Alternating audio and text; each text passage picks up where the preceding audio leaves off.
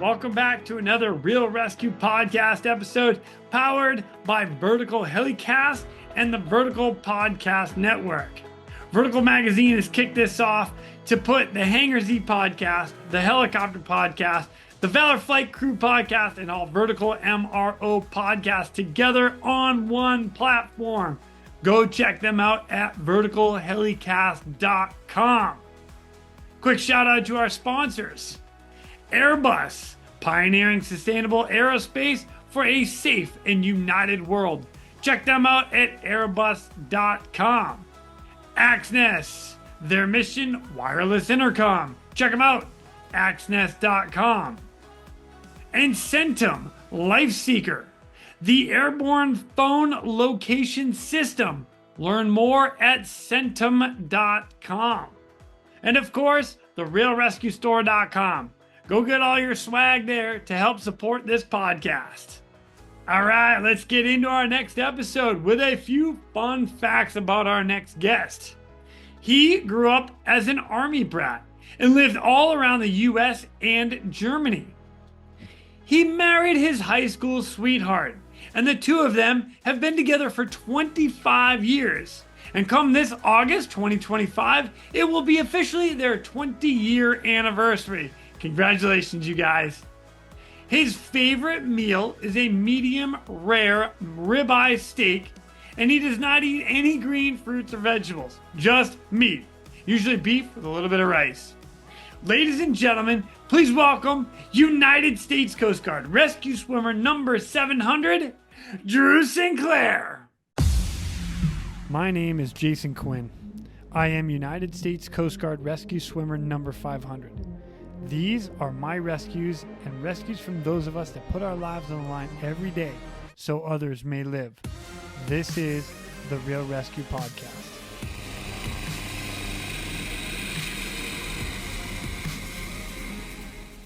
Ladies and gentlemen, welcome back to the Real ResQ Podcast. Today I've got another United States Coast Guard rescue swimmer, and he is number 700, Mr. Drew Sinclair. What's up, brother? Thank you, Jason. Thank you for the nice intro. Heck yeah. Yeah, man. Thank you for having me on. I'm grateful that you actually reached out to me because I wasn't sure. I was like, man, I hope he wants me on his podcast one day. And you did. And I was like, here we go. So thank you. I truly mean it when I say it. Like I say it at all the episodes. Like, everybody, just get in touch with me. If I don't reach out personally, like, know that I want you to come on. So sure. So I'm telling you to tell everybody else, like, let it ride. Come on. Let's right go. on. No, I appreciate it. You actually said at the rescue swimmer reunion last summer in July, you're like, hey, I want you on my podcast. And I was like, I'll do it, man. But I was like, I don't want to reach out and assume that I'm like one of the cool guys. And I'm like, And then you reached out and I'm like, let's do it, man. So here we are. I'm excited to have you here. I'm like beyond excited. So thank you for joining me. Here's what's it's kind of funny right now to me because you're retired out of the Coast Guard. How long did you do? 20 years and right at 20. 20 years. 20. Nice. Right at 20. Good for you, man. So right now, you and your family are traveling the country in an RV, fifth wheel, just cruising around. So all of your stuff is in a box, in storage, in Miami, and you're like just bouncing around the country. You are absolutely right. So I retired right at 20 years in. I retired May 17th, 2024. So just shy of a year. So coming up on a year. And we sold about 75% of our stuff. It's in storage in Miami, like you said. And we bought a fifth wheel. And I'm in it right now. So I'm literally in the master bedroom of my fifth wheel behind us here. Sick, dude. Yeah, it's awesome. And we decided, my wife and I, we wanted to do something different. So it's not conventional, right? We were already homeschooling our kids. We're on year 7 of homeschooling. So that was kind of an easy transition. But we were like, my gosh, this is one opportunity where my son is 15, my daughter's 12, my other daughter's about to be 10. And if we don't do this at this time, right when I'm at 20 years in, retire, live off the pension for a little bit, we homeschool, take this one chance to go travel the country, kind of slow down life a little bit and live a little more present. And the main thing is be intentional. Everything is so, fast paced, and especially Miami where I retired out of. It was so busy. And we were like, we want to slow down life and just take this one chance before our kids get too old and they go off to college and do what they're supposed to do. Right. So we're doing that now. And I mean, I'm at the point now, Jason, where I don't know how I can go back into regular life. And we don't know where we want to settle. Honestly, we're having so much fun. We have met That's the awesome. most incredible people in this community. And I almost compare it to the aviation side of the Coast Guard, right? Because in the aviation side of the Coast Guard, you have to want to go that route and, put your name on the A school list, and you have to make it through A school, and then you're part of that, the AST or AAT or AMT world, or the pilots. Yeah. And everybody's generally happier, I always say, because you choose to go that route. And in the RV world, everybody's choosing to do this, and the people we've met is like-minded folks, and to me, it's been phenomenal. So I've met life-changing folks for us, for our family, and we are just having fun. So we're gonna keep going until it's not fun, That is so cool, man. Yeah. Oh, and I know we talked a little bit offline. Like Mel and I had a fifth wheel for years that we were in and out of. Man, what a blast! I loved it. So absolutely, that's cool. I wish you the best all the way around in your endeavors and adventures across the country. Man, it's gonna be so fun. Yeah, heck yeah. So, but I would like to recognize you for a little bit. Again, everything you own is in storage. Well, 95% of it anyway is in storage. So coming out of the Coast Guard, you earned yourself 5 Coast Guard combination medals, 3 Coast Guard achievement medals, a letter of commendation, and those are your like big ones.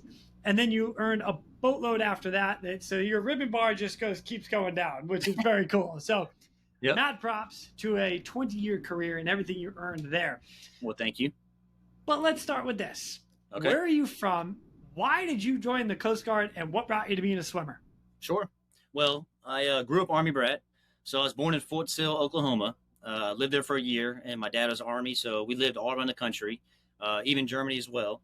And so it's hard for me to claim one spot. So the longest I've ever lived anywhere is actually Savannah, Georgia. I was there for 5 years, and I'm 43 years old now. So it's hard for me to. God. Yeah. So I always tell people, I say it laughing, but I say I'm like international because I've been like everywhere. So it's hard to claim one spot. But if I had to claim my roots, my mom and my wife's family are from Wilmington, North Carolina. So that's where we're going to go when I leave. I finish the podcast, and so I would say North Carolina overall. Cool.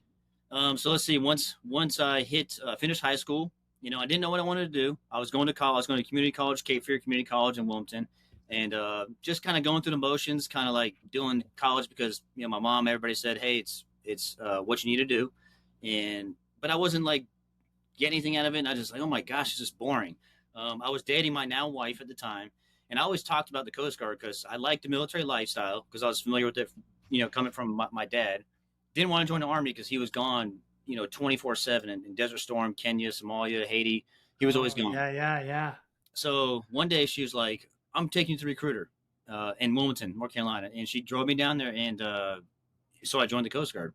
And that's God bless a good woman. She was. I was so mad at her that day. I was like, honey, I told you no. And she said, that's it. You keep talking about it, but you're not doing anything about it. And I was just kind of going through life, but I didn't have any direction. And thank goodness she did that because the Coast Guard was the best thing for me at the time, That's awesome. Yeah. And then once I graduated boot camp, I went to the Coast Guard, graduated boot camp, and I went to Kauai, Hawaii, and got stationed on the cutter Kittiwake. It's an 87-foot cutter out there.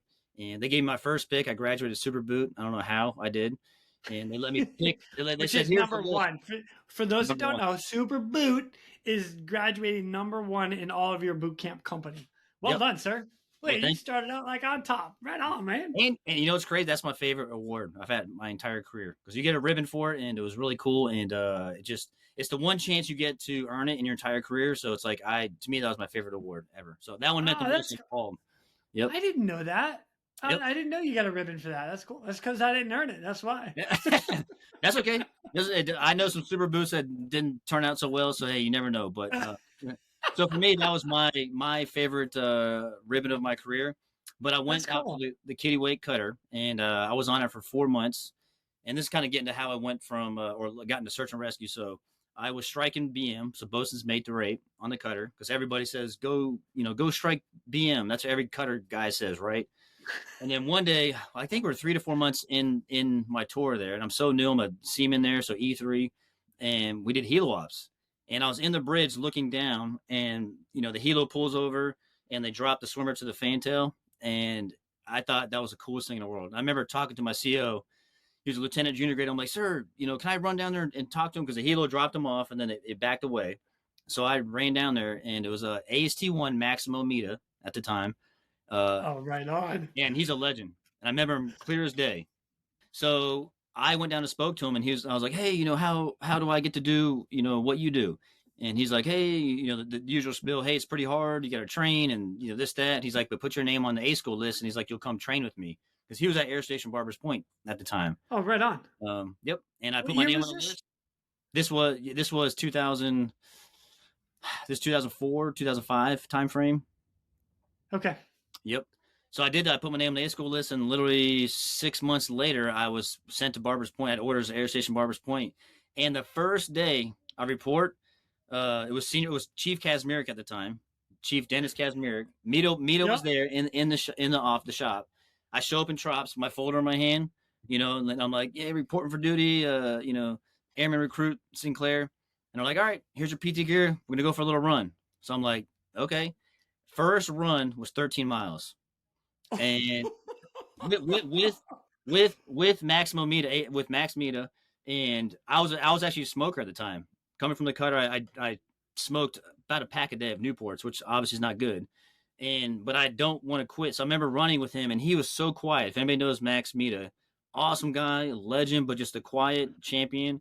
And he sat there running at my side, and I had a hard time keeping up with him. He just kept pointing. He's like, here, Airman, here, pointing to his left side, like, you stay right here. And we ran 13 miles.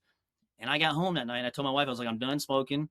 I've got to figure this out, because I couldn't smoke and try to be the crazy cutterman guy and do this, and So that was my intro to the swimmers. He just threw you right to the blades. Oh my absolutely. God. He did. I think I learned I learned best that way. So looking back at the time, I was very like, oh my gosh, who is he? This sucks. He's being too mean. But I learned that way, like, throw me to the fire and I'm going to, or sink or swim, right? Throw me to the water. I'll figure it out. And it worked. I mean, I made it, but it was awesome. What a great, day one test. Like, when you really think about that. Oh, it was let's crazy. Go. And no yelling, no, just, okay, let's go 13 miles. Let's see if you quit. Oh, it was insane. Day one. I thought they were playing a prank on me or something. I'm like, this cannot be the way it is. I'm like, this is not, but I was like, I'm not quitting in my head. I'm like, this can't be normal. I'm like, oh my gosh. And then our first PT test, which was on week, which is another funny story. Dave Skimmon, who since passed away. Love that ASP1 at the time. Yep. Yeah, in Kodiak. Okay, he's guy. Awesome. Yeah. We're doing our first PT test. We're doing the swim, the run. So I get in the run portion, and he's in a van next to me, and they have the door of their base. I'm running. I'm trying to get my time. I think it's like 12:13. You have to get under, the mile and a half under 12 minutes, 13 seconds. He's in the van, this white van with the door open, and he's got a box of donuts. He's smoking a cigarette. He's like, Airman, here, if you want to quit, you can have one of these donuts. He's like, come on in. Here's the easy way out. I'm like looking at him as I'm trying to run. I'm like, these guys are insane. And it was Chris Grimm, Chris Belisle, Skimmon, Dave Skimmon. I'm like, but I was like, I want to be part of this group because it was so awesome. I love that they had fun. They worked hard. They played hard. The camaraderie was second to none. And I was like, I have to be part of this team. So I did it. That is badass, man. That's freaking killer. Yeah. Good for you. Good for you. I somehow made it. Oh, that's funny. So, unless there's anything in swimmer school you want to talk about that stands out to you, you're more than welcome. Other than that, I'm going to bring you right to Savannah because I know that's your first unit, right? Yep, Savannah's first unit. Yep. Do you want to touch on anything at school that stands out to you? Or school, let's see. School was very hard, but I think all of us swimmers know that. Yes. It's very hard. Yep. I will say, so one thing about my class or the school for me, we had a very strong class. So there's two classes ahead of us that they disbanded the entire class. Holy cow. Really? Yeah. So, so my instructors, I don't know if I had whatever the hardest, we had we had such a strong, we started with 12, graduated at 12, which is kind of high, right? So usually it was That's more than our class. We graduated with 7. Holy shit. Yeah. So we had a strong, we had a good group of folks. I'm talking about, we had 2 water polo players, Simon Ochoa, who just retired, Corey Osborne. Yep. Nice. Guys are champion. My whole class was full of athletes. And then there was me. And I was always athletic, but I was like, these guys are really these are the cream of the crop. I'm like, holy smokes. So we had a strong class, but we had Hall for an instructor, Watson. If you remember him. Oh yeah, station Bunch, with both of them in Kodiak. Bunch, yep, yeah, yep. Bunch would Oh, take us on runs with his dip, and yeah, then hop in the pool with his dip. I'm like, how's this possible? Like, what's going on here? You know? yeah. But I loved it. I Again, I love was like, that guy. I want to be part of this team and this group of folks, and I loved all the personalities are so strong, and the camaraderie cannot be beat. And it still had. I mean, I'm Well, telling you, I did the whole officer world later on, and I never had the same camaraderie that I had in the swimmer world. So school yeah, was hard, but was fun. I agree with that statement. I've seen it out there. Like I've had other camaraderie areas, but nothing's been like that for me personally. So Me neither. that's I yeah, thousand yeah, agree 1000%. yeah. Yep. It's you just have to be part of it to understand. Like you Yep. can't explain it. And I listen for anybody that's out there that has their own group, that their own thing, and they're like, yes, I get it. You probably have an idea. I have no doubt. There's just I have not personally been a part of anything else and or seen anything else quite like the rescue swimmer in the Coast Guard. That brotherhood, it's wild. It's just I agree. yeah, And you know, and yeah, a testament to was the reunion last year in July. yeah. Again, you know, I know we'll talk about my career, but so I went officer about 11 years or 9 years in. So I was a swimmer for 9 years and went officer for the second kind of half of my career. But, you know, at first everybody's like, oh my gosh, you turncoat, oh, red coat, you know, joking, right? You know, but they never, but they always accepted me. And I was kind of worried. I'm like, oh my gosh, the guys are going to like, you know, not talk to me and stuff. But Joey would always text Kirk. Like I had swimmers that were part of that Savannah group in Mobile when I was stationed there that I could still reach out to. And so it's like once a swimmer, always a swimmer. And Yeah, that proved to be for sure. true. And then I went to the reunion. I saw all the swimmers again in person and then met new ones. You were there, met you, you know, so it just, and you pick up right where you left off. And it's just, it's Yeah. such a good feeling. It's such a, again, a good group to be part of. And to me, I feel very fortunate that you know, little old me was just somehow made it through the school and became part of this like elite group of folks that are just good people, you know? It's so cool. Right on. Yeah. Well, let's bring you right into Savannah then. Okay. Savannah, Georgia, you finally get qualified. You bust your ass. Congratulations. You're standing duty. What was your very first rescue? Oh my. So, all right. So first rescue was not like a, what's the word? It wasn't like a clean rescue. So I had the typical flare. So I got qualified and I would say 4 months into getting qualified as my first live hoist. And that's the case I'm discussed. So I had like flare sightings and the typical ones you fly on, but you know, flying at 2 a.m, you do your pattern and you're done. My first, I guess, what considered live hoist, we were doing a trainer. We were off going JZI, so Charleston duty, and we would take off in the morning. And you usually like to do a 2-hour trainer before you fly your 1 hour back. And we were doing a trainer, and all of a sudden we get a call that a truck, some type of automobile, went off the Cooper River Bridge. So that's the big cable stay bridge that you see in Charleston if you ever been there. Okay. And we were maybe 10 minutes away. We were just north of Charleston, so we're like, hey. Let's get on scene and check it out. So we get on scene and we pull into hover and we see this SUV that's, basically went off the bridge, broke through the barrier and fell about 100 feet down below to like a marsh kind of like bog area. And no one could get, no one could get to the vehicle. So the bridge was cut off. There was firefighters up there. There was, so you see lights, you see the fire trucks going on. All traffic is stopped on both ways going. And people are starting to gather like on the side of the bridge looking down, just pointing. So here we are hovering and they deploy me down. So I deploy down. I get in the marsh bog area. I'm walking over, you're stepping through this marshy water. It was hot as heck. Mosquitoes everywhere. Well, real quick, what were you wearing? Yep. Were you in a wetsuit or were you in like flight suit? What I was actually in a wetsuit. Yeah. Okay. Yep, I was in a wetsuit. We did a trainer earlier. So I'm in my wetsuit and I go down with just my booties because it's in a marsh. So like I'm not swimming, but I have my helmet on and stuff like that. I go down with my EMT bag. But as I'm walking up, the helo backs away. I'm walking up to the SUV. It's on its side. Kind of smashed, maybe halfway smashed. The windshield's cracked and stuff. But I could hear the metal creaking, like it just happened. And I'm walking up. I'm like, hey, I'm a Coast Guard rescue swimmer here to help. I'm trying to get a response. And as I get close, I see two individuals, one in the driver's seat, one in the passenger seat. And they're both slumped over because the truck is, on its side like this. So these guys are just laying like this. No movement. Like 45 degrees, almost like. Yep. Like, basically sideways. Yep. So supposed to drive that. Like literally on its side. Oh, yeah. Wow. Yeah, basically flew off the bridge. land in this this bog marsh area, and so I get on scene. I walk over. I'm like, oh my gosh, this is my first case. What the heck? So many thoughts going through my head. I'm trying to get a response, no response from these guys. So I end up ripping out the windshield, and my hands get all cut up. I didn't have my gloves on. That's my fault as a swimmer. I could have got some out of the EMT bag, but it probably would have, cut them. But I get the windshield out, and I cut the first guy out of the seatbelt to basically pull him out. I get him flat on the ground, and I'm trying to get like a pulse on him. I'm not getting anything. I'm like looking around. I'm like, shoot, this guy is essentially dead. But, us as EMTs, we can't pronounce dead. So I'm like, this is just not a good situation by any means. So I remember looking up at the skies. This guy's looking right below me, and I see 2 news choppers flying around. The whole bridge is stopped, right? Traffic. Everybody's looking down, taking pictures. Everybody's looking at me for, what we're doing, the Coast Guard. And I'm like, I felt so like it was out of my scope. I'm like, what am I doing here? But again, I put my head down. It sucked. And I let the training take over. So I ended up doing CPR on this guy. I called for a basket pickup. I said, because like the news crews are watching me. It was very tough because I didn't want to just sit there. The guy was obviously dead. He essentially, his cervical spine, they think it was instant because when they both hit, it was such a hard impact that it cracked their spines and just essentially they're just deceased almost immediately.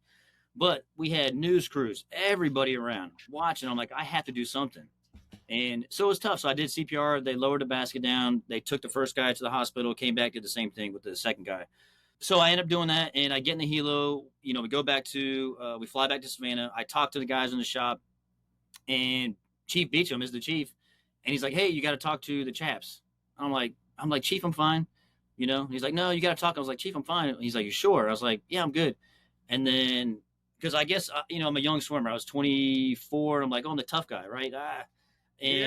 So I talk about this all the time. Yeah. We're tough guys. We're tough guys, right? And we're supposed to be tough. And I did this. That was my first case. So people were patting me on the back like, oh, good job. But it was, I didn't save lives like that. But it was just, kind of a big case.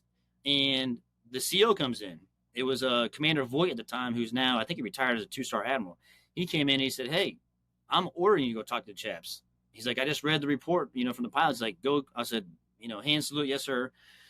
So I did talk to the chaps, and I guess it was good. And I talked to the chaps real quick. You're talking the chaplains? Chaplain, yes, the chaplain. Okay, just making sure we're on the same page. Chaplain is the pastor of the service. Yep, and usually it's a Navy chaplain that's attached to the Coast Guard, and they do a tour there.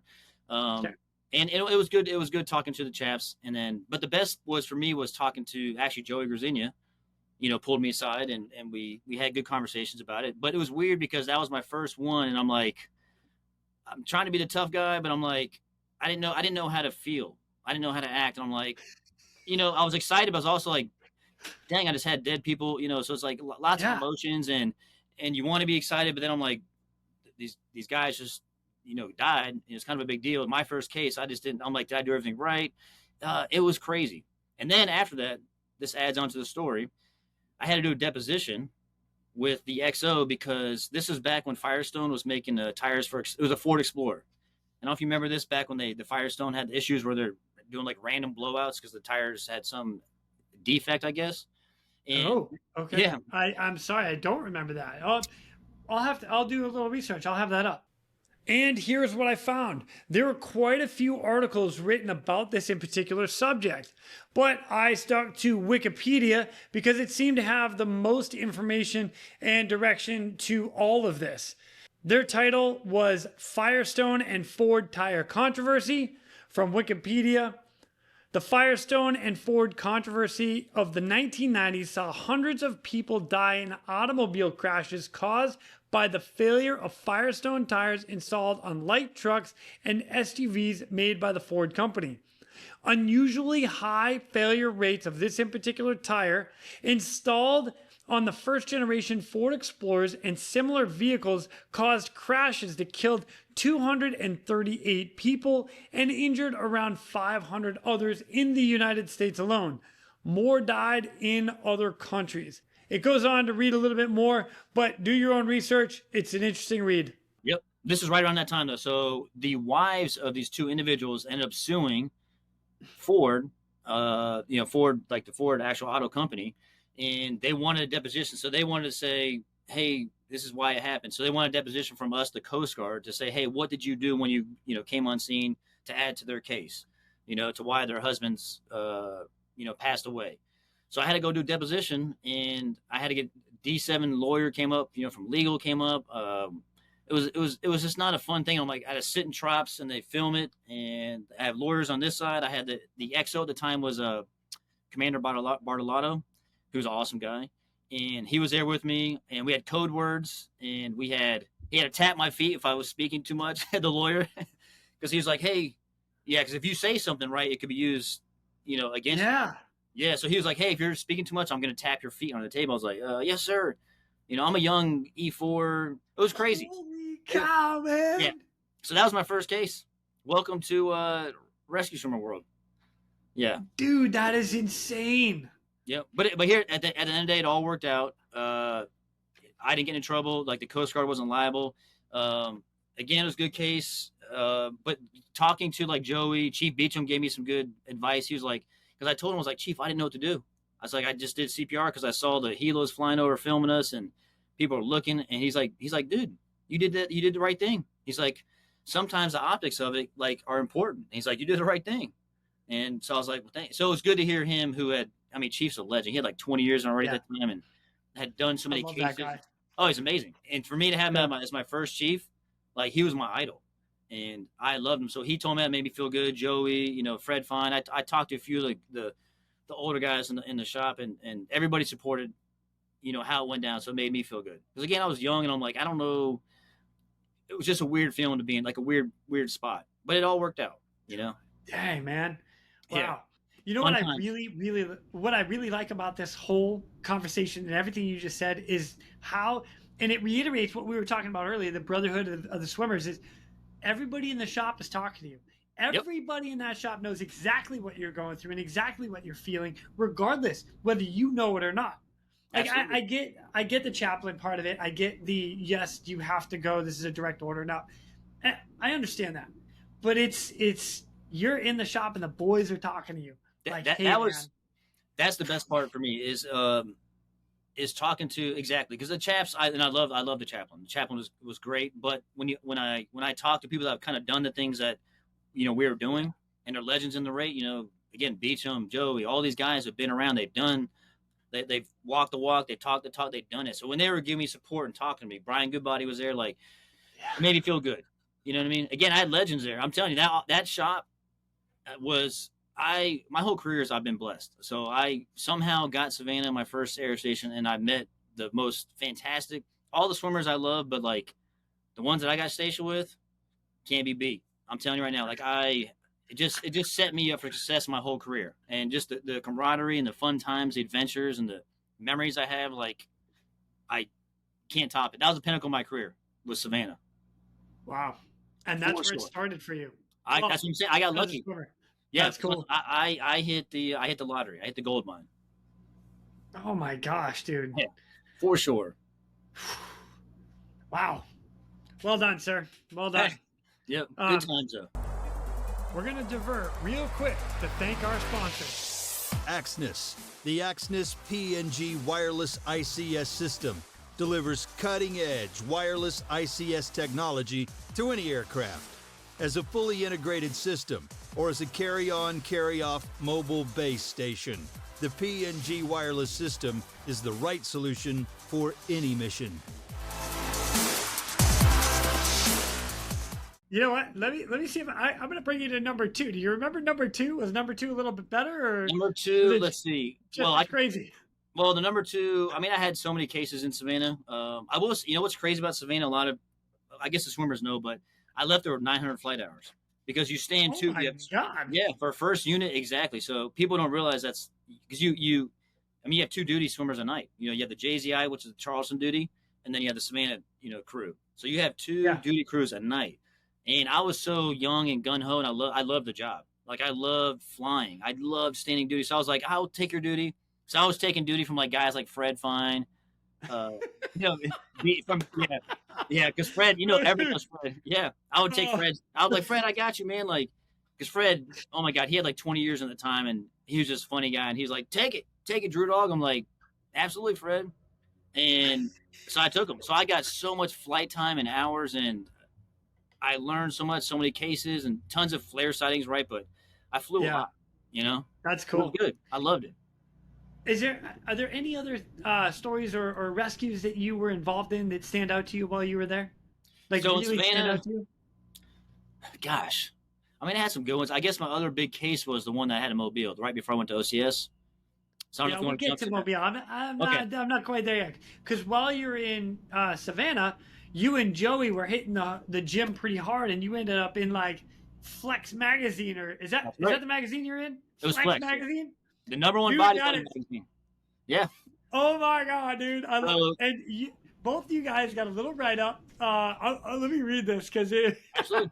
Yeah, it's classic. Dude, it is awesome. Oh, it's awesome. Yeah. So here we go. Flex Talk Back. Water Rescue Team. Drew Sinclair and I both are helicopter rescue swimmers in the United States Coast Guard and avid readers of Flex. Ours is one of the most fulfilling jobs in the military. We fly as rescue swimmers on search and rescue missions as well as medical evacuations of injured mariners. We are trained to carry out rescue scenarios that include deploying into heavy surf and save drowning victims, dangling from the helicopter hoist cables to perform cliff rescues, and plucking flood victims out of swift water currents.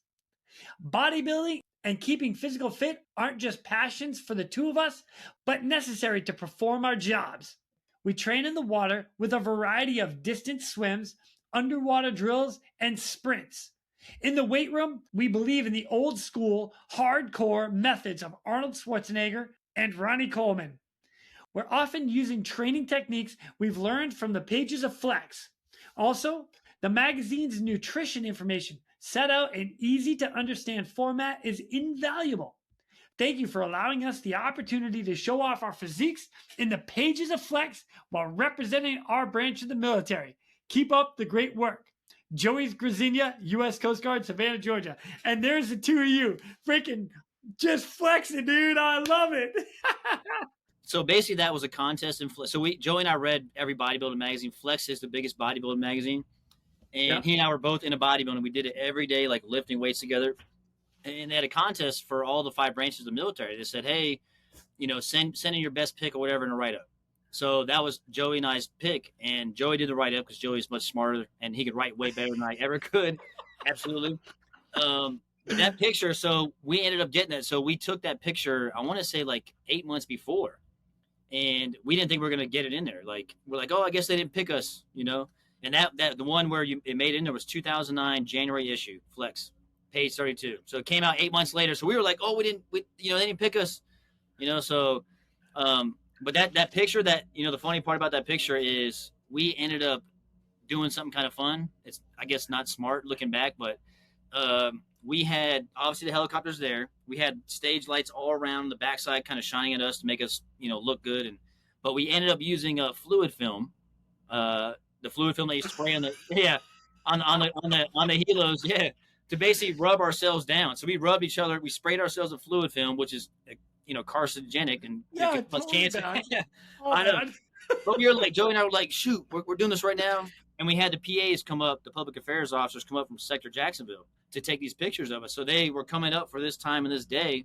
So we only had this one opportunity, and we're like, we need some type of something to make us glistening. So we sprayed each other with fluid film and rubbed ourselves down, and then you obviously saw the result. But it worked. Oh my god! Yeah, not recommended. Recommended. Baby oil, way better. Oh my! Well, you're supposed to use baby oil or like Pam or something like that. But we were in a bind, and we went right in the hazmat locker. Fluid film. Hazmat locker. We go into the hazmat locker.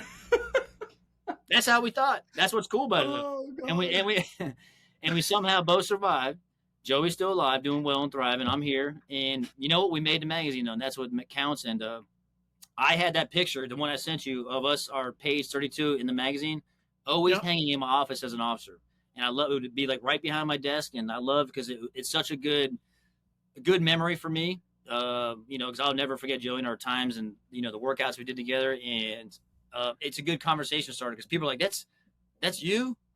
And they always point at Joey, like the big guy. I'm like, no, I'm not the big guy. I'm the little guy over here. But I was still ripped. I was like, I'm still ripped, but just a good time there. That's funny. Again, it just reiterates how awesome that tour in Savannah was and how fortunate I was. So that's freaking amazing, dude. So funny. So I love it.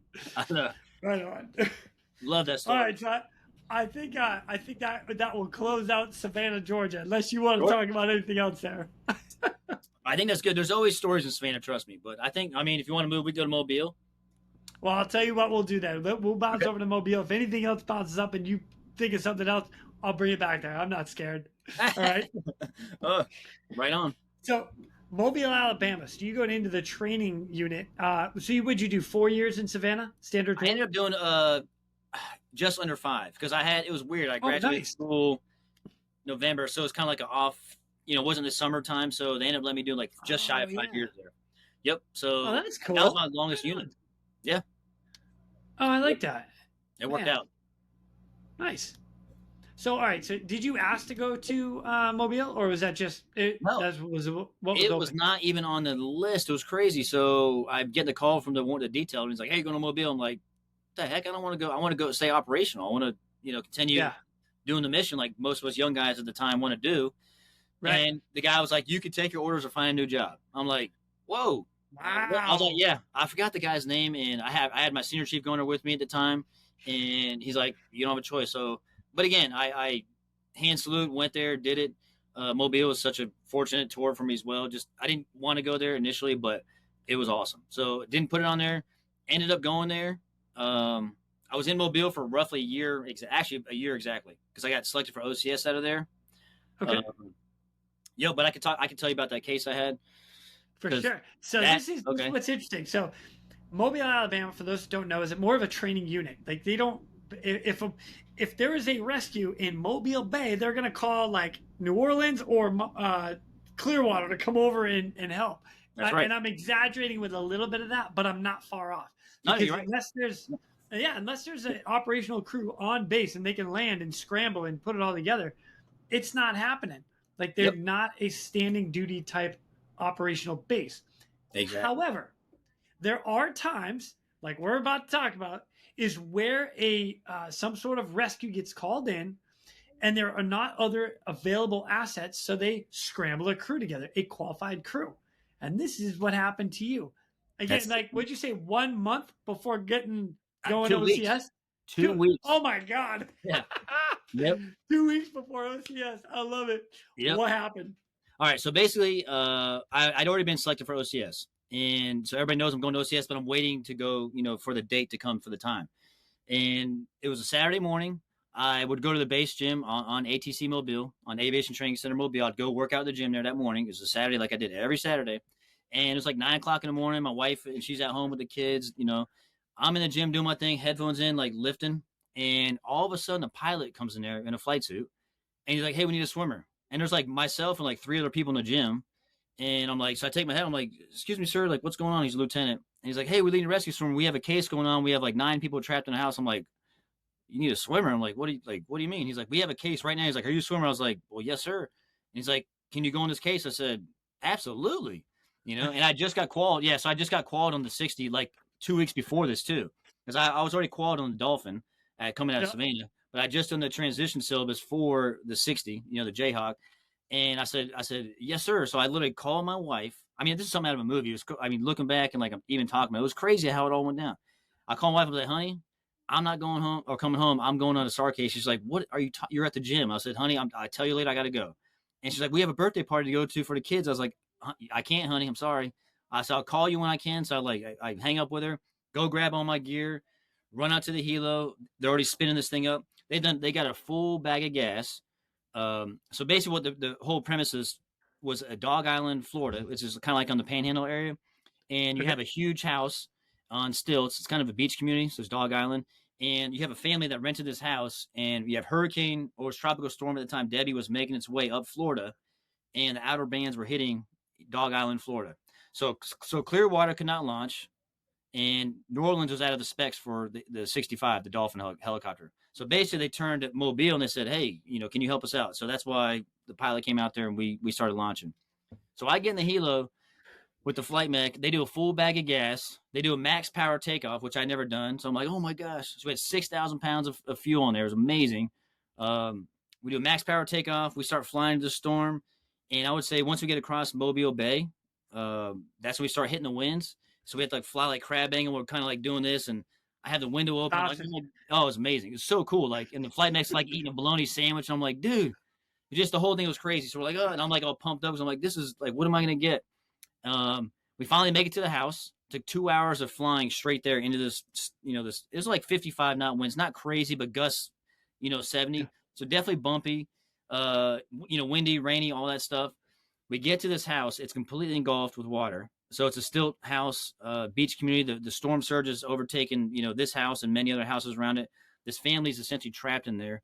So they pulled me into a hover past the house. We do a direct deployment, of me down to the back deck of this house. And the wind is blowing so hard as they start lowering me down, like I start blowing towards the tail rotor. And I'm like, oh my gosh, this is crazy. I'm like, start lowering me down quicker. So they lower me down, they go forward, and I make it down to the deck. And I go inside and I say, the usual spiel. Hey, I'm a rescue swimmer from the Coast Guard. I'm here to help. Is anybody injured? Yada, yada, yada. And it ends up being 4 adults, 5 kids, and 2 dogs. So I'm like, oh my gosh. And everybody was fine. They were just scared. They're like, we can't get out of here. We're scared. Like the storm's coming. Help us out. And I said, Roger that. I said, so sit still. I got on the radio back to Hilo. I said, hey, we got 9 people, 2 dogs. Here's what I'm recommending. I said, instead of doing 1 person per lift, like you're supposed to do in the basket, it's rated for 600 pounds, but you're only supposed to do 1 lift. But I was like, hey, I recommend we do 2 people per lift. Cause if not, we're going to be doing hoist the entire time.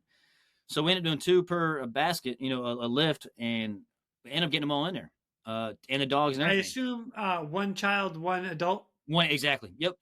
Perfect. Nice. That's right. Yep. Well, yeah, you and I, man, we're on the same page. I like it. Yeah. I was trying to keep it as safe as possible, but we had the 1 bag of gas, and it was a max bag, but it was kind of crazy. So we did all the lifts, and when they get me up, they get me on the hook, and I just literally sit in the hook and we fly to this nearby airport. And again, the storm's coming, so no one is there. So we landed at this airport. We couldn't even get fuel. So we're still in the same bag of gas. So the helo didn't even shut down. We get these people off. We call an ambulance to take these people away. And they were all fine, thankfully. They were just, scared and trapped. So it could have been worse because the house could have collapsed. And then we take off and we fly back through the storm again, back to Mobile, all in 1 bag of gas. So it was holy cow, man. It was, to me, that was awesome. It was an awesome case. So that was Saturday. So that Monday, I come into work, and of course the guys in the shop are like, man, of course you, of all the people going to OCS and you get it. I'm like, hey, right, it is right place, right time. And that was amazing. And then I had to do a couple of interviews like Fox and Weather Channel for it. And there's video on it, on YouTube about it. Like, cause the helo was doing the whole hoist cam and stuff, which is really cool.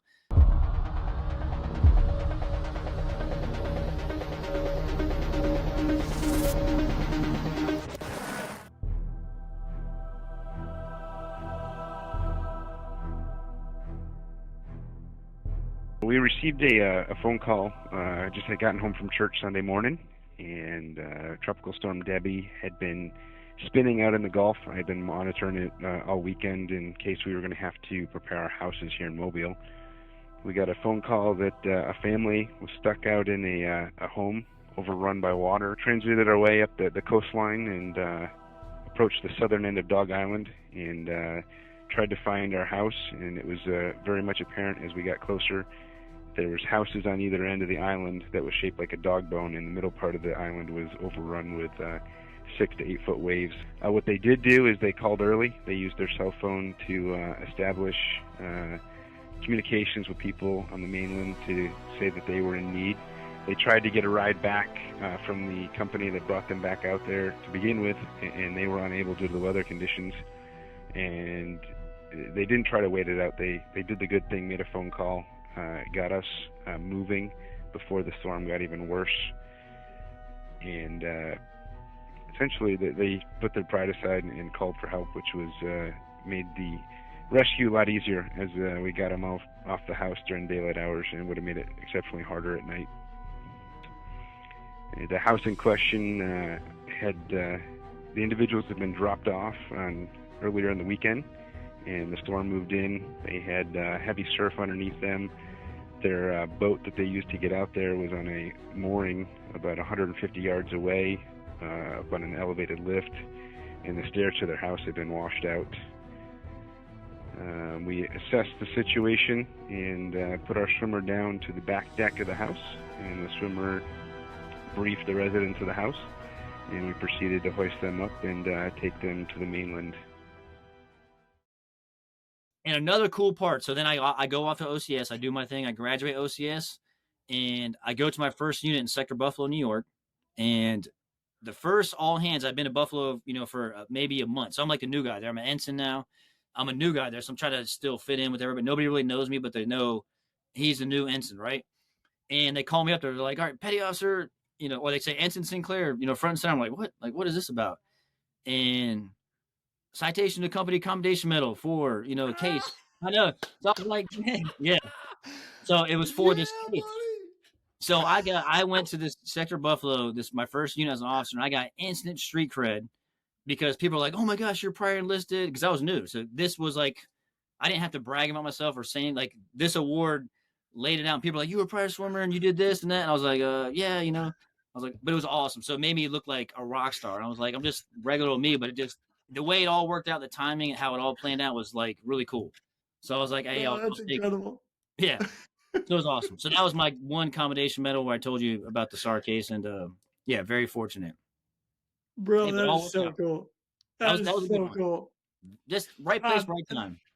I'm gonna bring us back to on scene real quick. And when you the dogs, when did the dogs go up? Did you put the two dogs in the basket, or the dogs with people to go up? With people. Yep. Yeah. With people. Okay. Yep. One adult with a dog.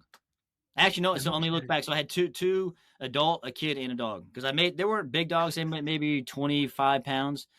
But I did the whole thing, like, obviously keep your hands, everything inside the basket, wait till the flight mec tells you to get out. And I said, hold on to this dog. So I was like, when you go up, it's going to be windy, it's going to be loud, very chaotic, and animals don't like that, right?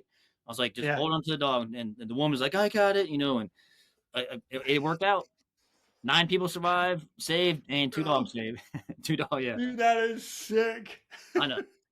Right place, right time. You know it is. Oh my gosh. Dude, thank you so much for sharing that, bro. That's, yeah, man. I legitimately wish I had the award to read, and but you know what? That's okay. We're going to divert real quick to thank our sponsors.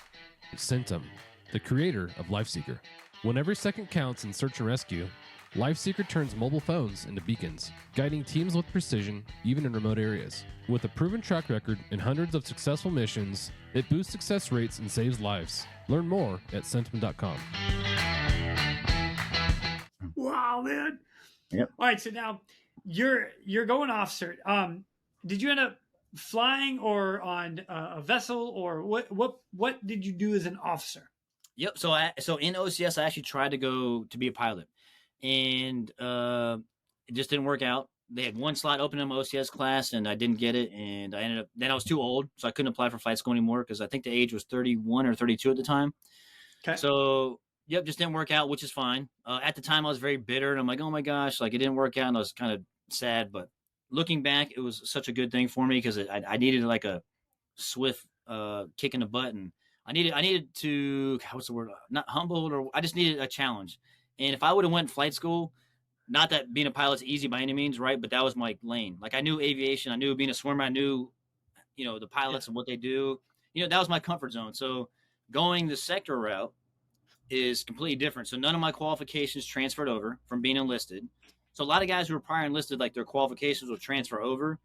I had 0. So I literally went to this unit, Sector Buffalo, and started from scratch. So I was literally the equivalent of an academy ensign or an OCS ensign straight up the street with qualifications. Oh my gosh. Yep. So it was very hard. So I basically went from here, swimmer, down to here, and had to start kind of over for my quals. And it was but I like challenging things. So I was like, here we go, and looking back, best thing for me, But so for That's awesome.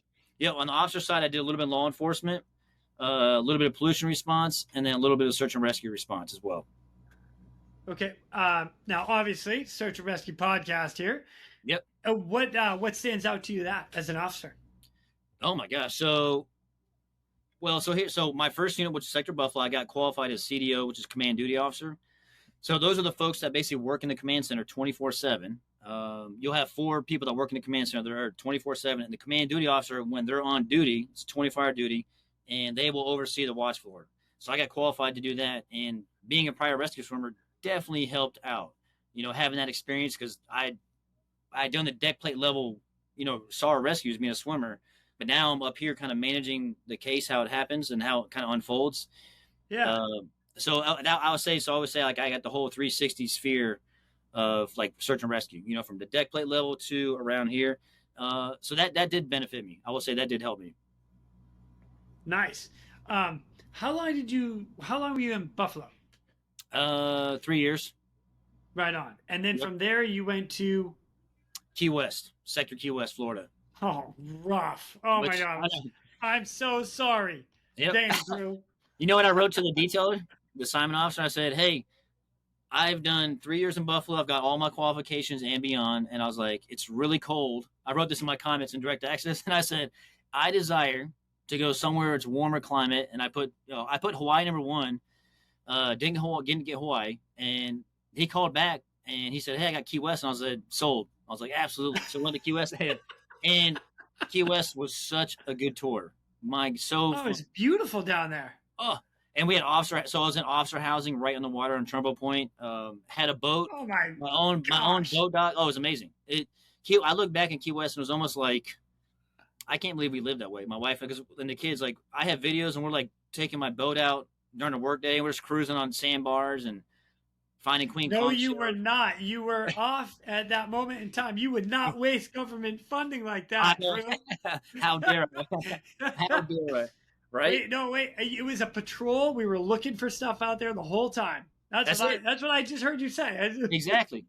Killing 2 birds with 1 stone. Exactly. Exactly. See, it just so happened the family was on board. I don't know what to tell you. Such a good tour though. Like we would lobster, go, catching spiny, spear fishing. Key West is awesome. It was such a good, cool. Oh, good tour there. So yeah, enjoyed it. Absolutely. And then from there, you go from there to Juneau, Alaska. So nice. One extreme to the other. It's cool. Yep. I put Juneau number 1, and I got it because it's not a typically desired location. But my wife and I were all about adventure, so like I was like, honey, we could live in Alaska on the Coast Guard's dime. Let's do it. And I did 4 years there, and I'm telling you what, that was probably that and Key West, my 2. Those are awesome tours. Like the things I did, places I went, people I met, like just phenomenal. Like, so very fortunate. So up there, I was basically a pollution responder. Okay. And it's just good. Gosh, I loved Alaska. So many adventures of hiking, and I got big into running and mountain. I did races and just awesome place. So I tell people, anybody in the Coast Guard, if you can get to Alaska, do a tour there because it will change you for sure. I recommend that as well. I did 3.5 years in Kodiak. Absolutely loved it. I didn't want to leave. It was my time to go. So if I could have stayed, I would have. Yeah, we still have our house in Juneau. We rented to a coastie now because we want to kind of keep that option open if we ever want to go back there. Because again, we love Alaska. We have so many friends there and just love the adventure and the pioneering spirit about just everything about Alaska is awesome. Yeah. It's incredible for anybody that's in, man, for sure. Highly recommended. Go to Alaska. I said the same thing. It's just cool and it's different. It's not like just go. Everything's different up there. Exactly. Yeah. But good. Like, but good. While you were up there, you ended up responding to an incident, or like a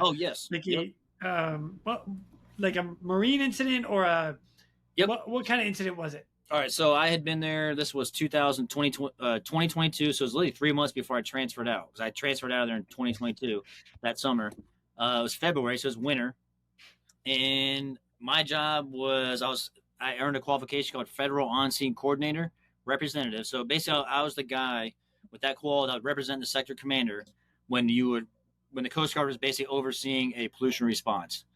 So. Okay. The scene was it was a 400-foot kind of like tanker vessel carrying a whole bunch of petroleum product, and a storm had come through the Sitka Sound. So I forgot the name of the channel, but there's a channel just north of Sitka, and this vessel actually is called the Western Manor. That's it. It ran aground and was essentially dumping the diesel through its hull. So it basically cracked the hull. Yep. And you know, Alaska, there's no infrastructure. There's limited Right. roads. It's the weather is obviously unpredictable, and it was the winter, so everything was against us on this. So for the SAR aspect, there was no SAR. So we always execute SAR first in the Coast Guard. We know that. Once the guys are off the vessel, the crew, we have to go into now what's called pollution response mode. So typically the owner operator of the vessel takes, the ownership, and they should, per their plan, start responding and cleaning up the spill. The Coast Guard's only role in that is to oversee it. So they have to send somebody out there, and that's why they sent myself and another MST3. So we fly from Juneau to Sitka, short flight, 70 miles, but we have to fly, to get over there. And then we get into Sitka, we meet up with our a private contractor with the landing craft, and it's him and his son, myself and another coastie. So we take this landing craft out there. We have a whole bunch of boom in the front of it, and we go straight north. It's the winter. It's snowing, sleeting, kind of that wet, dreary, cold. It's the winter. It's cold. Miserable. It's miserable. Yeah, it's miserable. That's it's miserable. Yep. And we get on scene, and the good thing is, so once I get on scene as the federal on-scene coordinator, I have to essentially find who's the owner-operator. So I find the owner-operator, and we say, are you the responsible party? And they say yes. And my job is, as the Coast Guard, to say, are they taking adequate actions to clean up, this spill? You can never fully clean up oil. Any petroleum product is a pain in the butt when it gets in the environment. But they were taking the right actions. They had it all boomed off, right? It was still discharging out of the hole, but they were taking action. So I established the Coast Guard rapport, kind of waved the flag, let them know, hey, Coast Guard is here, because that's what they need to see. They need to see Coast Guard to have like a little fire under their butt. Because sometimes the responders will take their time because it's big money. And we can find them and hold them account if they don't, follow kind of appropriate action. So I get all that established. We are there for maybe 8 hours on scene, and all of a sudden the weather turns even worse. So we say, all right, guys, let's, cease operations for the day. So it's kind of a safety issue now because it's whiteout conditions. The wind had picked up to 40 knots. We were in a channel, maybe 200 feet across, but the waves started getting white caps. So we're like, hey, let's boogie on out back to Sitka, call it a night, call it a day. We'll come out tomorrow. So we get on our landing craft, and it's a 26-foot landing craft, so not that big, kind of flat bottom. And the cabin part, you have the captain up here is driving. He's sitting in front of me. His son is just to the right of him. I'm right behind his son, and then the MST3 is right behind me. So you have four of us inside this little cabin. It's aluminum landing craft vessel. We have all this boom on the front of it, so it's very heavy on the kind of bow portion. There's only one door in and out of this cabin, is right next to me on the right. And we start going, so we start making our way back to Sitka. And the waves, they are like 8 feet, which is not crazy because they're not like crashing, breaking, but the frequency changed between them. They went from like far, and then they got really close, choppy, which is not good. 8 feet high, but it was kind of more of a swell with the wave, dude. I've seen 40-footers, but okay. Yeah. But I felt 8 fine. feet, dude. It was big. I felt comfortable because I'm in the back. I'm like, okay, and this captain had been there for 40 years. He grew up in this area. He knew it like the back of his hand. So I'm like, all right, I'm cool, I'm comfortable, and we're going. And as we start hitting these waves, and they start hitting quicker and quicker, I'm noticing the boat is riding different. Like it's not because you have scuppers in the back, and the water is supposed to go out the scuppers, and you keep going. And all of a sudden, this one wave comes over the bow, and you take it over the bow like this, and the boat literally just goes and starts going slow. And I'm like, holy crap, we're going in. So it happens very slow, like maybe 3 seconds. So we take this wave, and instead of going back over the next wave, literally the next wave came right over the boat. So it just went and rolled. Yep. And the water was 32 degrees, snowing out, blowing 40 knots. As it starts rolling to the right, the door is right next to me on my right. So I'm like, holy crap, this is like for real. Like we're going in the water. So I'm like, guys, get ready. The MST3, he's a young guy next to me. He's screaming. The captain's in front of me, not saying a word. The son is panicked. And we just kind of roll slowly. And maybe about 3 seconds. So like 1, 2, 3. And we roll, and the water just comes right in. So as I push that door open to the right, I'm like kind of sideways like this. I push the door, and the water just comes right in the cabin. So then all of a sudden the boat is fully capsized. We're all underwater. It goes quiet. You can hear the bubbles. It was crazy. It was very chaotic to like quiet because we're all underwater, submerged. And then, dude, it was crazy. Oh, and again, this is as an officer, pollution responder. It was to me, it's ironic that happened instead of me when I was a swimmer. But So I'm trying to get out, but I have my vest on, and it's trying to float me to the, the top of the vessel that's capsized. And I'm like, so I'm stuck in the gunnel, and I can't see. It's dark. You're like, it's just very chaotic. And I somehow get myself out of that door, and I slide myself to the back with the rail, and I pop up by the two screws, the engines. And I pop them like, oh my gosh. And I look up and I see all three, the MSC3, the Sun, and the captain all on the keel. And I'm like, and I estimate I was underwater maybe 30 seconds. So not crazy long, but it was definitely enough to like where I'm like, this is it. I'm probably going to die if I don't get out of here. In 32-degree water, might add.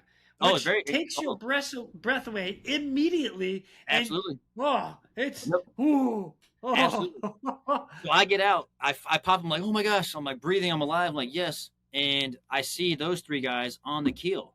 And I'm like, oh my, because I was like, I got to go save these guys now. And I'm like, how'd you guys get out? And they're like, once we fully flipped over, the water came in and it blew out the side window, the pressure, and it literally sucked them out. So they got blown out immediately, thankfully. I got stuck in the gunnel underwater. Like I was in my own little world trying to figure my, situation out, and I figured it out. And then there's a boat that was trailing behind us, a big 40-foot oil response vessel. And they saw us, so they literally came right up next to us immediately. And it took about 15 minutes to get us out of the water. But we all sat on that boat on the keel, floating in these waves, cold. And it was cold, but we were just so happy. Like adrenaline was going so much, like I didn't feel cold. It was just like an out-of-body experience. But I remember I'm like, that could have been really, like, that could have went bad. Like we could have died. Like it happens all the time in Alaska when people capsize. Well, being in Kodiak, like a lot of the smart cases, it's different when you get in trouble there. It's a big deal. So I look back on that. I had to do a whole deposition to the admiral on it. It was not a fun case. Scary case. Yeah. Like, the MSC3 young guy, he had like PTSD from it immediately. Like he had to do all this counseling and stuff. Like it kind of jacked him up. I think I actually look back and I told the Admiral Moore at the time, I was like, being a swimmer actually, I think helped me. Like, because I just stay calm.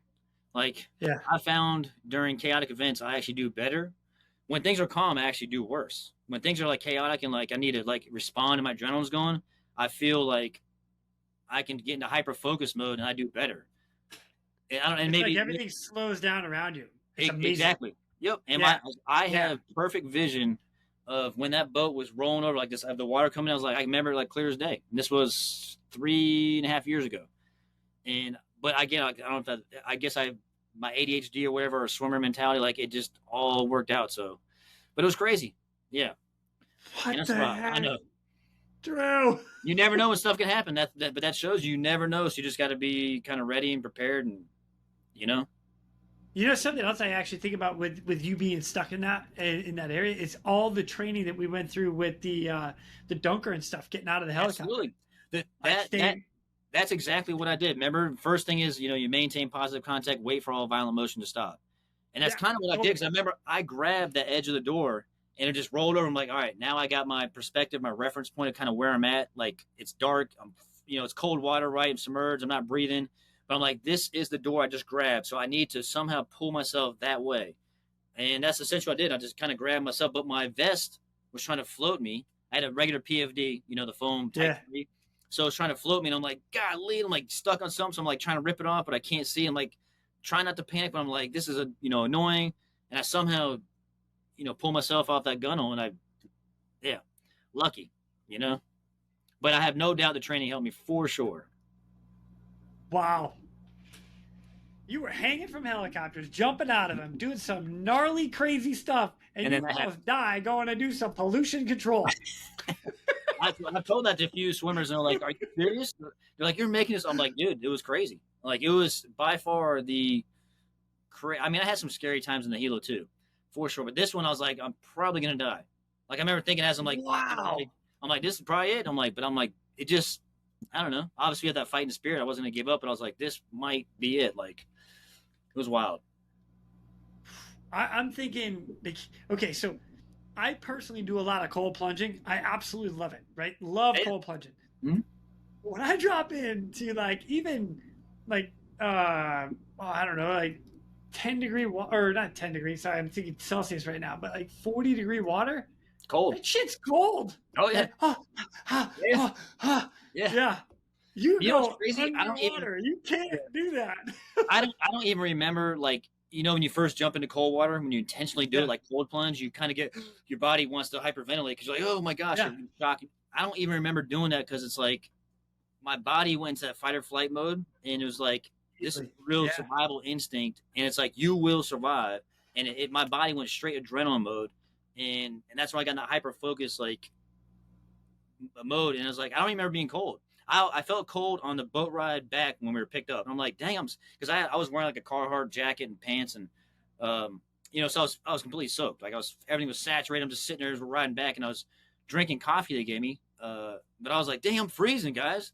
They're like, oh yeah, should you take it off? And I was like, but I didn't realize it until like later because my adrenaline was just, flowing, and I was like, it was just I was so high on this adrenaline, like the cold didn't even affect me. It was crazy. It's crazy how the body does that. Wow, man. When you're in a true, fight or flight mode like that, where you might actually die, your body will do incredible things. And it did. And it showed me, I was like, wow, it was crazy little experiment. I don't recommend doing it, but yeah, a little scary, but yeah. Do you recommend this ride? No, I do not. I do not recommend this. Right? Oh, that's a 1-star review right there. Right? Oh my gosh. Yeah. Fun times. Dang, man. Holy smoke. What the heck? But I made it. It's all that matters. Wow. So, all right, when you're sitting on the back, like you're up on the vessel now, just waiting for the other vessel to get over to you. Yep. It was just another boat that was helping out with the pollution control stuff? Yep. Right on. So when we do the responses, you always want to go in a pair, just because, again, it's Alaska, the weather. So they were basically following behind. They followed us out there, and then they followed us back. So, they haven't.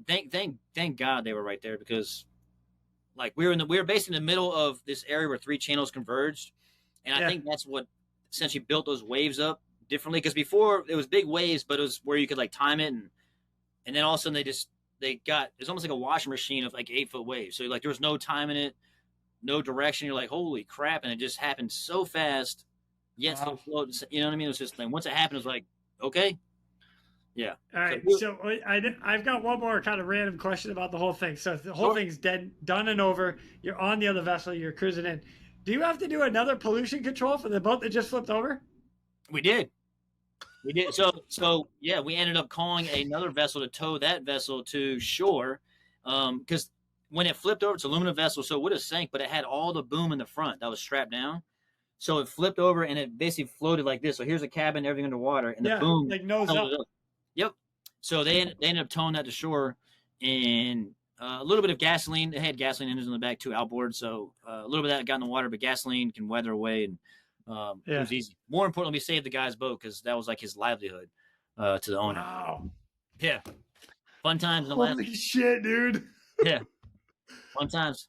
Yeah, I wrote a deposition to the admiral and everything, so I have all that, and and it's just, and they kind of wanted to, the Coast Guard as a whole wanted to keep it kind of under wraps, because it wasn't a good look on the Coast Guard, even though it was an unfortunate event, but just like, here's the Coast Guard trying to oversee this response, and then look what happened.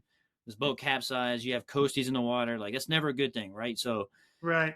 Yep, and you know that, so it's like, so to the public, we kind of, I don't want to say we brushed it under the rug, but it was like we kept it real quiet, and I just I was like, whatever. I'm just happy to be alive. I was like, Roger that.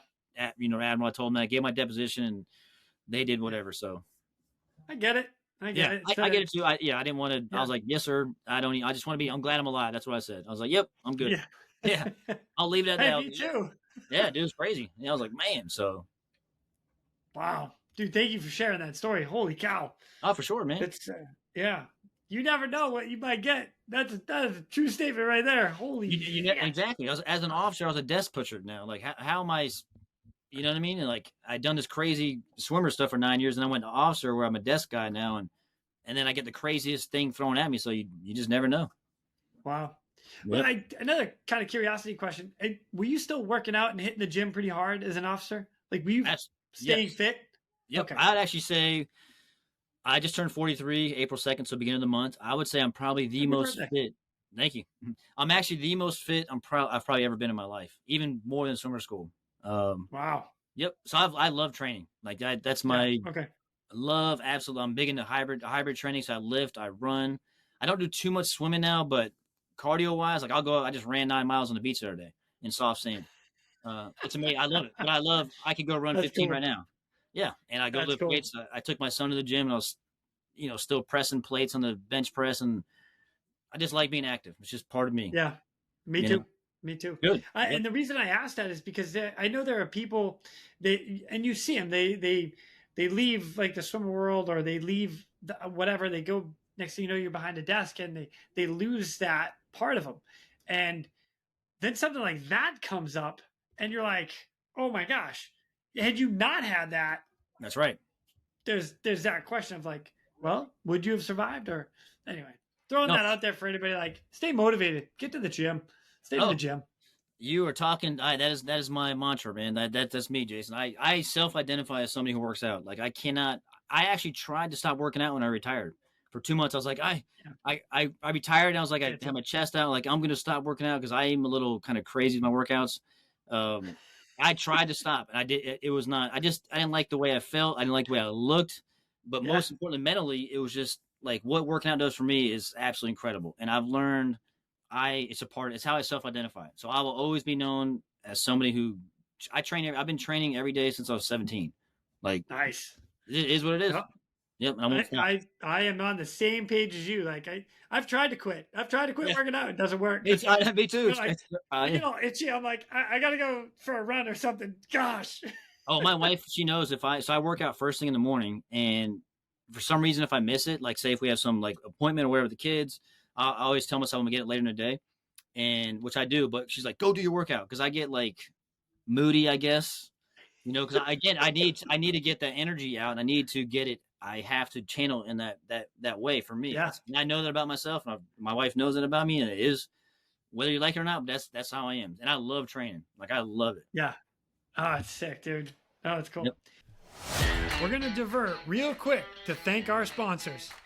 Airbus. Airbus provides the most efficient helicopter solutions to its customers who serve, protect, save lives, and safely carry passengers in demanding environments. Its civil and military helicopters are flying all over the world, making missions possible. Visit airbus.com for more information.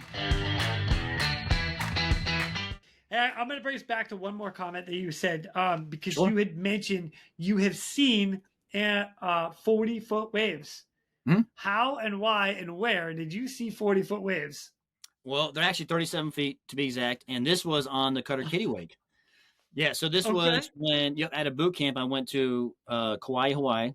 That cutter was my first unit, and remember the first time we get underway, we'd basically get underway from Kauai to Oahu, because Oahu has the sector, the base, and we'd it's a 4-hour transit, and we'd always replenish supplies there.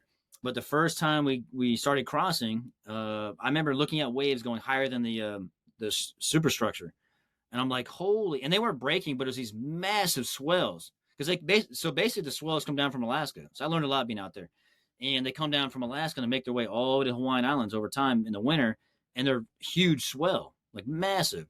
And it might have a little bit of white water from the wind, but I remember just riding these swells like, holy smokes. Like you just see them go higher than the superstructure.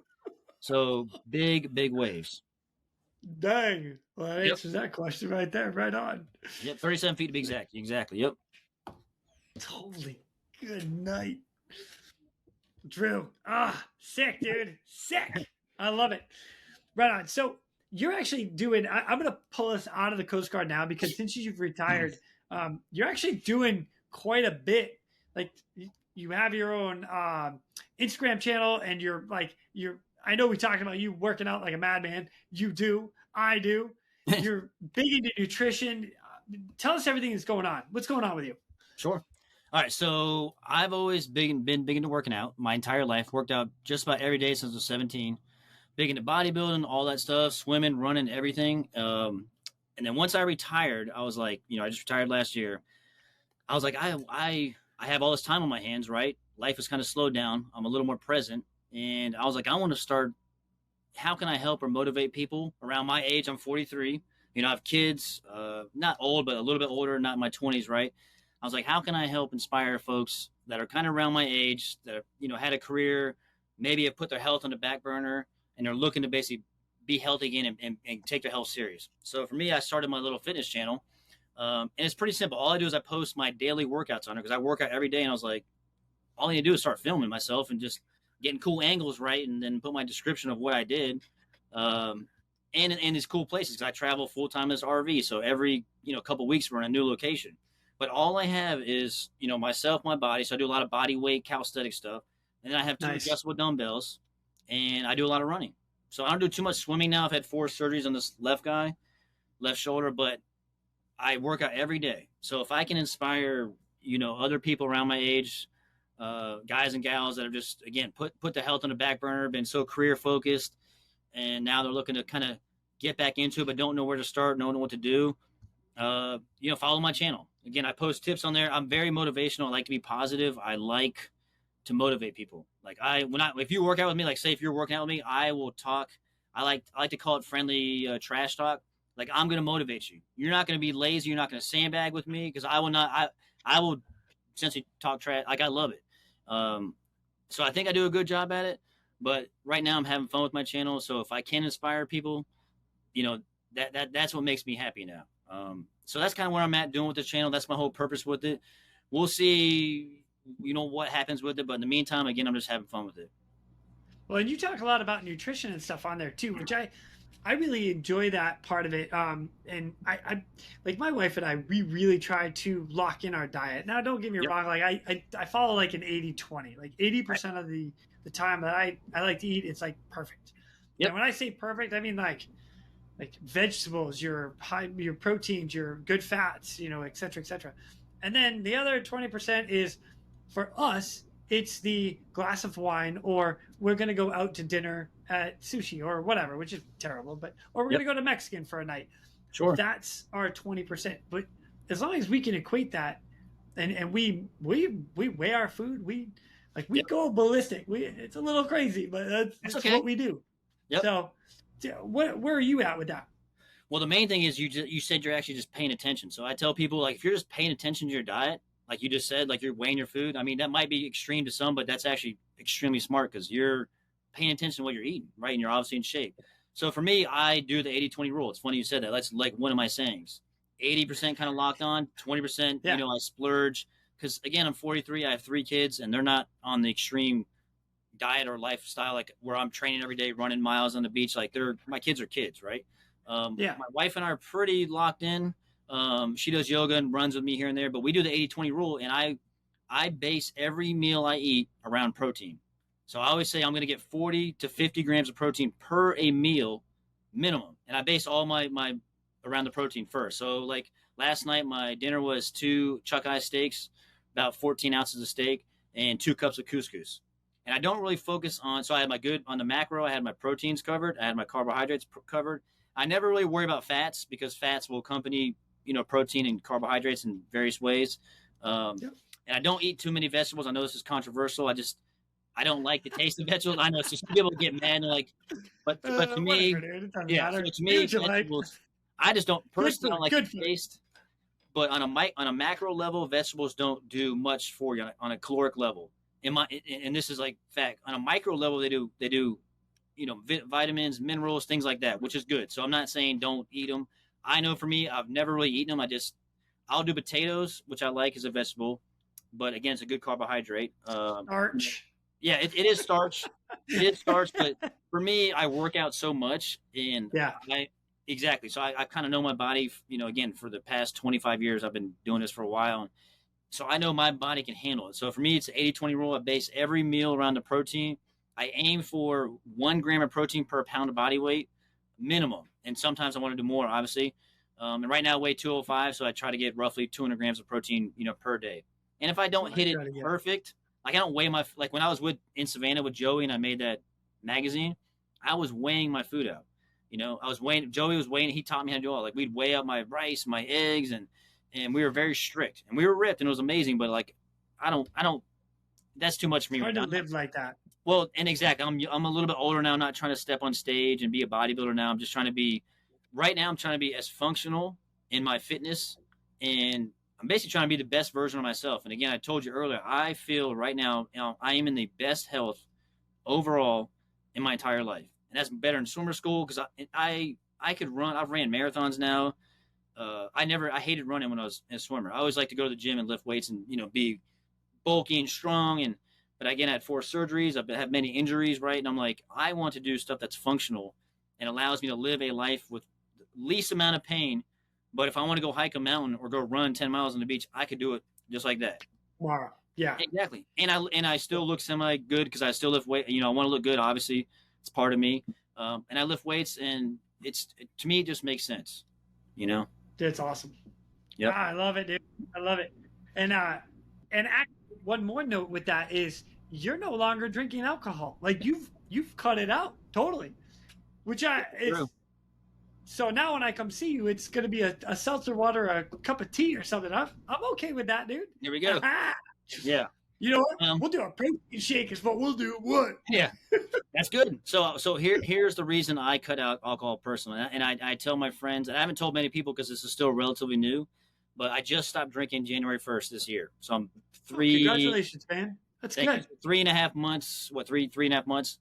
But for reference, here's the problem. For reference of how much I drank for the last probably 12 or 13 years, 1 to 2 glasses of bourbon a night minimum, every night. And wow. Okay. I'm a bourbon guy, so I would drink it straight, neat. And on the weekends, I would drink probably a 5th, which is too much. And I did this every day for a long, long time. And once I retired, and see, I did it because I was stressed out. I'm not saying that's the correct way to handle it, or I'm just trying to tell you why. Like, officer life was amazing, did so much great things, but the stress to me was not worth it. The whole reason I retired. So to me, drinking was the way I coped with it. So I would get home and pour a glass right away. I would rush home from work, pour a glass, and then have a few more. But then I found myself, my wife would be like, well, how many did you have? And I would tell her, I'm on my first one but I'd had maybe 4 or 5 already. And I'm like, gosh. And so and that's just not a good place to be in a marriage. Lying to yourself. Yeah. You nailed it. Lying to yourself. And I did that for many, many years. And I was able to, I guess, hide it from people because here's the crazy part about me too. I work out every day, even when I was hungover, because that's just how I'm like wired. I'm like one of those, I would drink at night. I'd be in the bar and I'm like, dude, we're going to go kill the gym tomorrow. And I would do it, but that's not good because I would still work out, but my output was like 50% of what I could have been doing. And now, once I retired last year, May, I continued drinking because I was retired and that's the thing to do. And it was not good. And I'm like, I'm not in the military anymore. I'm not stressed out. I'm with my wife and kids. I don't even work. I'm laid off my pension disability. It's amazing. And I started to do like a lot of self-reflection. I'm like, what am I doing? Like, do I need to be drunk around my wife and kids? And it just wasn't good. And my dad was an alcoholic. He passed away when I was in the 7th grade from drinking. So I have that gene in me. I am an ADHD type A competitive guy. So it's like, it's just not a good combo. And it was only a matter of time before it kept going, downhill. And I was like, I'm done. Yeah. So I made a decision January 1st to stop. And I will tell you right now, I'm not going back. I am good done. For you, man. That's awesome. Hands down, the number one thing that has helped me as an individual with my fitness is stopping alcohol for sure. Like I am. So and another thing too is it is open to my eyes to how much stuff I've missed out on. Because I'm like, the amount of energy I have now and the motivation. I did it for 12. I was a chronic drink. I was a functioning alcoholic is what I was. And it basically just kept me tampered down, and I was doing my best, right? But now that I've removed the alcohol, my body's like, my mind, most important, my mind, like, it's like, let's go, So I'm like, but I like the way I feel. I feel more confident. My self-esteem, I look better, which is cool, right? Not that I should be vain, but I look better. So there's all these benefits that are happening, and I'm like, this is amazing. Like, so my workouts are better. My mind is clear. Everything's better. So that's so awesome. Yeah, and I haven't really told too many people this. My family knows that, but so I say that to hopefully because there's a lot of people in our community, well, in the military in general, especially in the swimmer world, that do drink, and there's nothing wrong with that. But if you do abuse it and you're questioning, I'm telling you right now, if you want to call me up, DM me, hit me up, whatever, I will talk to you how I did it, because it's only brighter on the other side. I will say that right now. So a lot of people knew me as, Drew Dog, Steak and Whiskey, and the swimmer rate. I had many nicknames, because I was the first guy to the party, the last to leave. Jason, ask around, and I could party, and I loved partying. Yeah. But what I found now is I can still party because I'm in the RV world, so we hang out by campfires every night. I just bring this, and I found I'm actually nice, good. Yeah, and I was worried that how people were gonna. Well, I was like, am I gonna be as enjoyable to be around? Because I was like, when I drink, I get even more. It's a social lubricant, right? I can talk, I get funnier. Or at least I thought it was. Well, but you think you do? Yeah, I know. But that's all I knew. And now that I've stopped, I've actually found out that I think I'm even better to be around and more enjoyable. Because sometimes I'll get a little more argumentative when I'm drinking, right? I'm passionate. I'm very opinionated on certain things. And it's just, so when I'm not drinking, it's just, everything has improved. And I've found this out being at, roughly 43 now I am. And later in my life, I'm like, I wish I would have quit years ago. I just didn't have the strength at the time. And so to me, it feels great. I'm not going back. So, but I will still hang out with anybody who drinks. Like, I don't care. I just know it's not for me. It doesn't serve a purpose for me anymore. So done. Good for you, man. That's awesome. Yeah. Thank you for letting me share that. Because that's a big deal for me. Dude, that's it. That's awesome. I'm so happy for you. I really am. I am not, like, I enjoy a drink from time to time, but I 100% agree with you. When I don't drink, like for a month or 2 months, dude, I feel 100 times better. And then I go and I partake maybe a little too much. I'm like, that was terrible. I don't want to do that again. Like, yeah. And I don't, yeah. Like my wife and I say it all the time. We enjoy a glass of wine, but we're good without it. We don't need it. Yep. So that's my wife. She would always drink. Like when I drink, I'm that guy who's like, if I'm doing something, I'm doing it 100%. Like I'm not having just one drink. If I'm drinking, I'm going all in. Like that's just who my personality. Okay. And, which is good and bad. Good. Yes, my wife could drink like one or two, and she's like, "I'm done." I'm like, "How can you just stop? That's not fun." I'm like, because I would continue drinking. I'm like, if we're doing this, let's do it. If we're gonna have fun, like I'm like, but again, being older, having much, I guess, learning and wisdom now. Wiser, yes. And I'm like, it doesn't make sense. It doesn't, and it's just everything's better. And so again, and there's a lot of people out there that struggle with it. I did for years. Seeing some things growing up in an alcoholic household is not good. And I have 3 kids, so I was like, I'm breaking the cycle. And again, everything's improving. Like it's everything, physically, mentally, spiritually, everything. Sure, that's amazing. Yep. Well done, sir. That's awesome. I'm very happy to hear that. So that's good. Happy to share. Let me bring you one more question, and then we'll call it a night.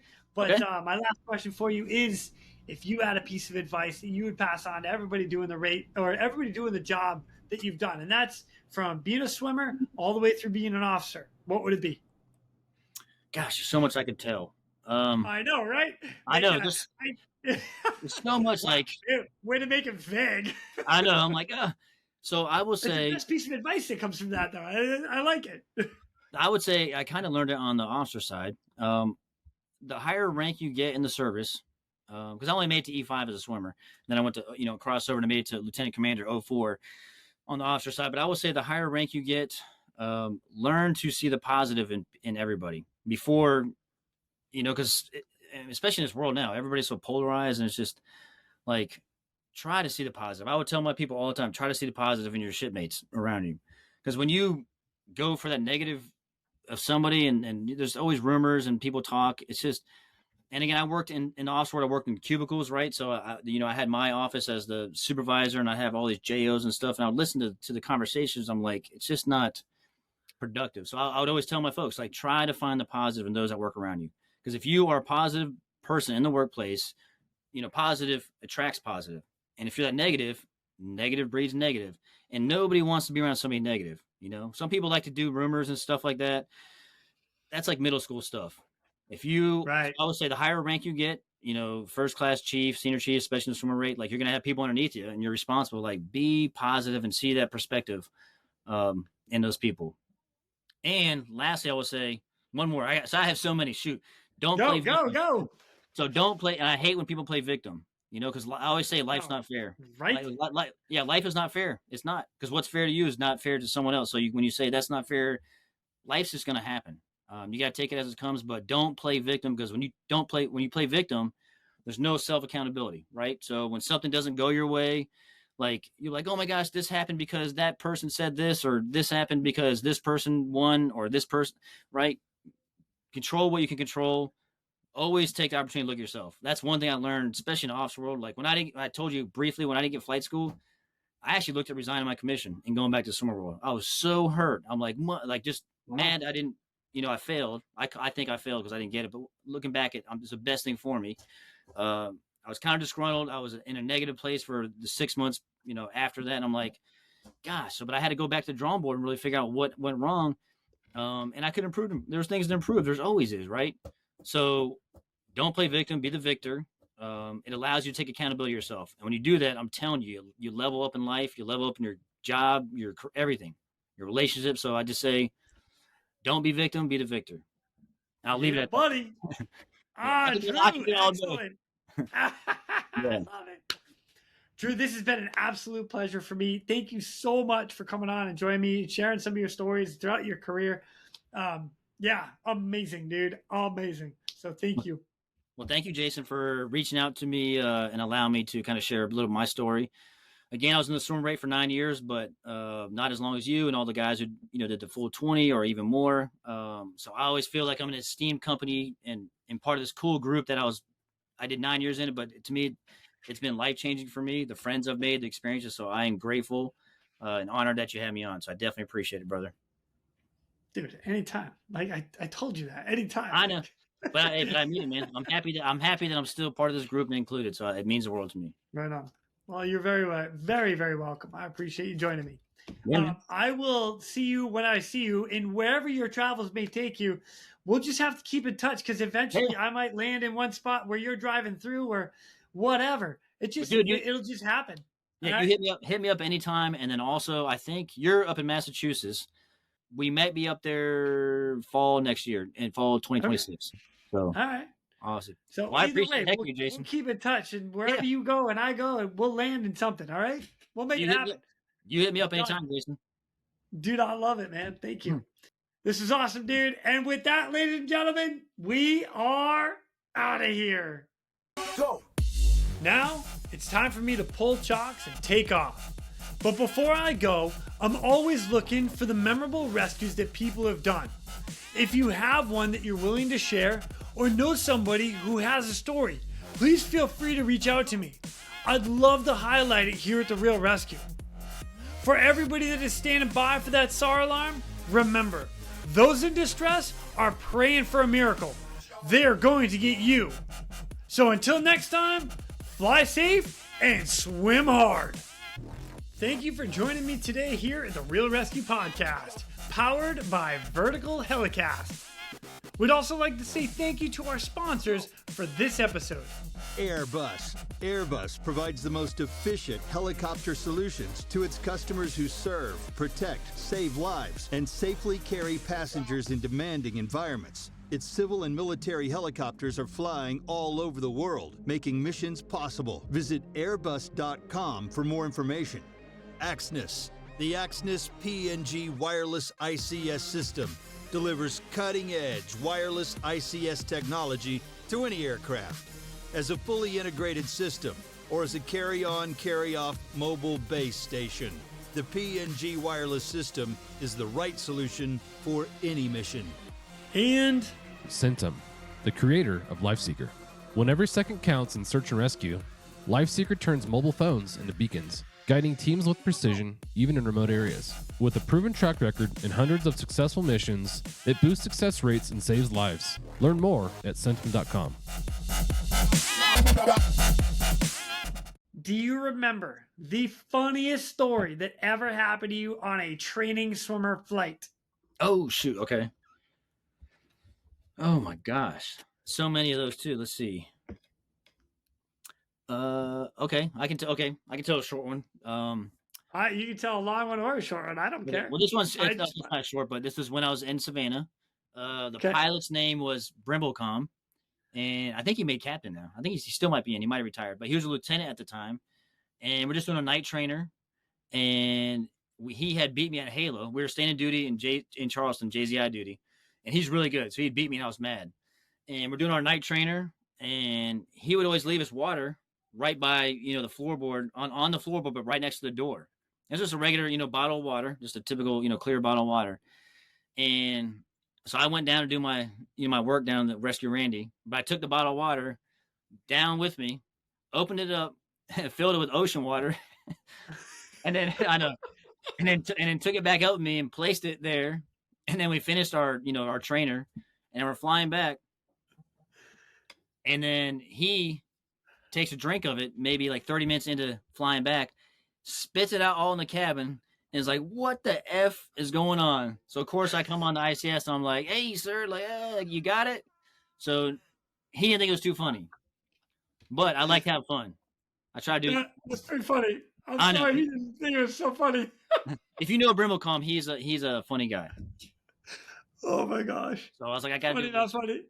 Yeah, that was one. Yeah, I've had many fun. That was a good, quick one. Oh, that's great. You want to do one more? I could do another one with Senior Chief Brian Kirkendall. So he just retired. Awesome. So he was in Savannah. This is another Savannah story.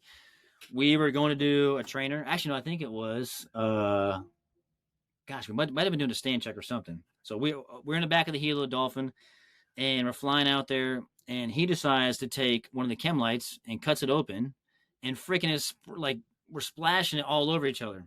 So he starts splashing with the chem light all over. So it's like the Predator, right, where lights up yellow on you. So I get mine out, and I'm like, I'll show you. So I had an orange one, so I cut the top. I'm spraying him, and the flight mech's like looking at us like, "Dude, what are you doing?" The pilots turn around like, "What the hell is going on?" So, but that's Kirkendall. So we had a little fun. He started it. I guess I had to finish it, and I think cut up like 4 chem lights and had it all over the cabin. Kind of got a little reprimanded. Oh my God. Reprimanded when we got back, and yeah, you gotta have fun though. Yeah, because there's like little glass shards in there, and it smells terrible. It smells terrible, and it gets on your skin. It feels kind of oily. It's not oily, but it's It's awful. But if you know Kirkendall, that's typical Kirkendall, and it was fun. So I was like, oh my gosh, here we go, dude. I'm like, all right. I'm like liquid all over the cabin. I think it stains too, actually. It probably does. My God. Did you end up having to clean up the whole cabin, didn't you? We had to clean up the cabin, absolutely. It was on the inside ceiling, everywhere. It was everywhere. It was on the flight mech. I'm like, dude. I'm like, Kirk, what are you doing? But let's talk about it. I know. If you know him. Oh my God, that's funny. Dude, thank you for sharing those, man. That's hilarious.